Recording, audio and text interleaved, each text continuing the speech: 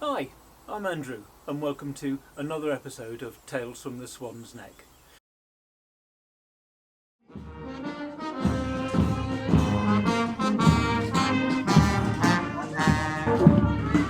Whilst I've been stuck here in Uppermill, it appears there's some international band competition going on.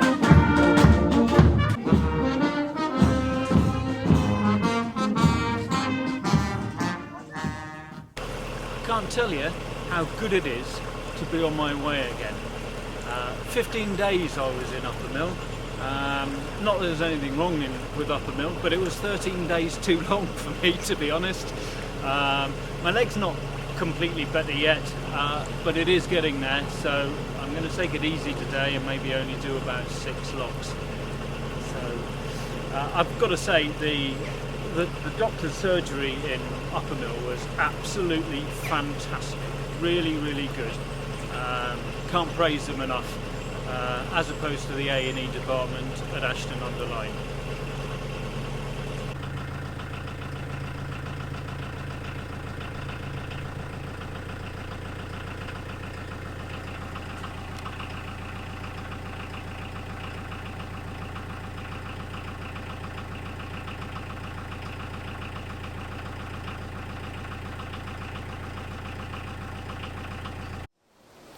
I came back from the shops at Uppermill, and when I got to my boat, there was a cat hanging around outside the boat. Now, I like cats, so I knelt down, tickled him under the chin, tickled him behind the ears, and he was all squinging at me and all nice and everything. And then, like cats do, he put his tail up and he turned around, and he obviously wanted his sort of flank scratched, which I duly did. And there, in his little pink arsehole, there was the face of Jesus. A divine cat. Absolutely weird. So anyway, yes, like they do, he'd had enough and he sauntered off. All nonchalant. And so I got on board, put the key in the lock to unlock the door, and a thought suddenly came into my head. I thought, yeah, I really must clear out the deck channels. So I went in and I'm shopping away, and I came out and I duly cleaned out the deck channels. Job done. I went back in, and within 2 minutes of going back in, there was the most torrential downpour. Astonishing downpour. The sort of downpour that would send Moses off to Jewson, you know. And I was just, what was that? Was that divine intervention or something? Because if I hadn't cleaned out the deck channels, then the engine bay would have got quite a lot of water in it. So yeah, and the next day I woke up, and I came outside and I was going to go and untie the mooring ropes, and I was just about to step off the boat when I saw a huge pile of dog shit right on the towpath. I mean, like, this was like a steaming 3-coiler, you know. I mean, it was huge, absolutely huge. And I sort of thought to myself, I bet he's got 666 on his arsehole.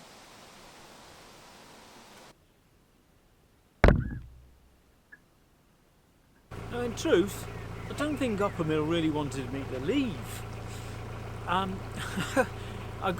did lock 21 all right. I got to lock 20, and it took me more than an hour to get through lock 20 because I was so severely grounded that I had to go back to 21 and fill up 2 locks to fill up the canal further down. So yeah, and you know, the mooring landings on this canal are just shockingly bad.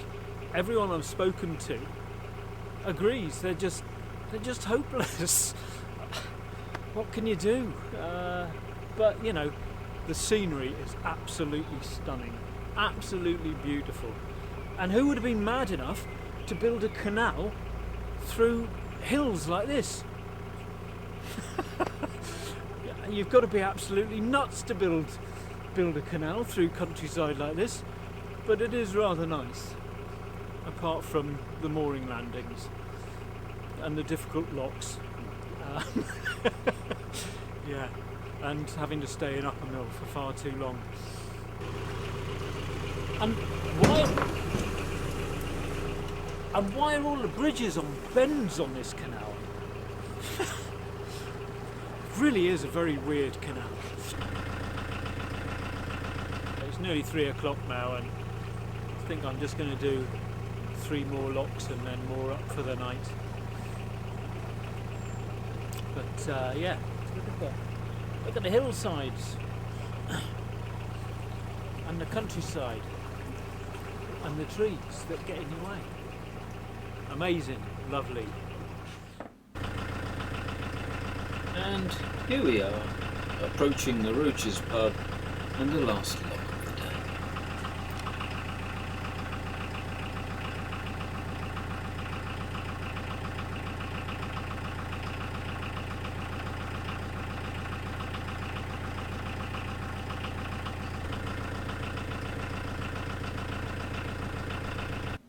So I'm moored up just after Lock 15 West.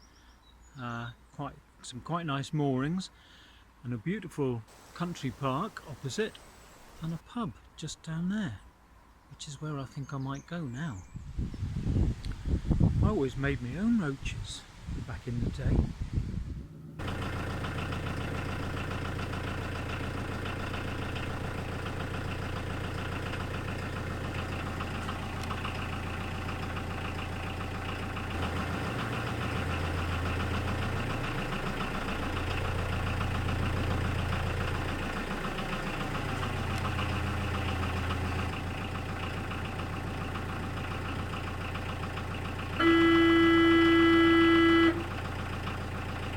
Here we are, approaching Scout Tunnel.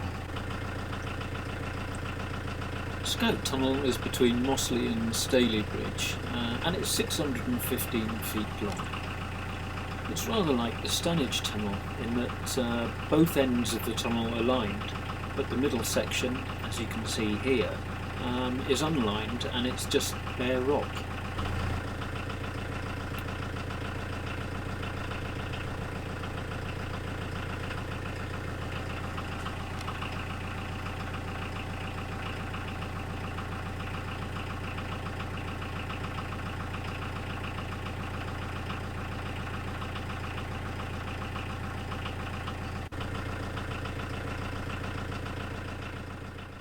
Yeah, I've moored up for the night just before Lock 8. It's not the most salubrious mooring in the world, but there's a CRT station that's got showers and rubbish disposal and a water point. There's lots of electricity pylons. Yeah, but it'll do for the night. Not the best night's sleep I've ever had. There was an electricity substation that was humming all night. Really quite irritating. Well, I've finally done it. I've finally finished the Huddersfield Narrow Canal and I'm in Ashton. What a sense of achievement I feel. Yeah, it feels great to have done that. I'll tell you what, it was really hard graft though. There wasn't much noteworthy stuff to film today, I'm afraid.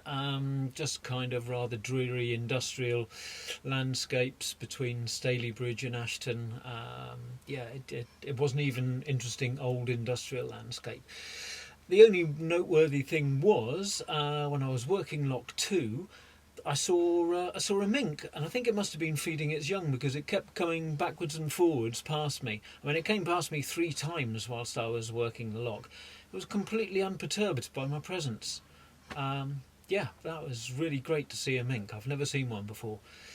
Hey, and yeah, Peak Forest Canal, here I come.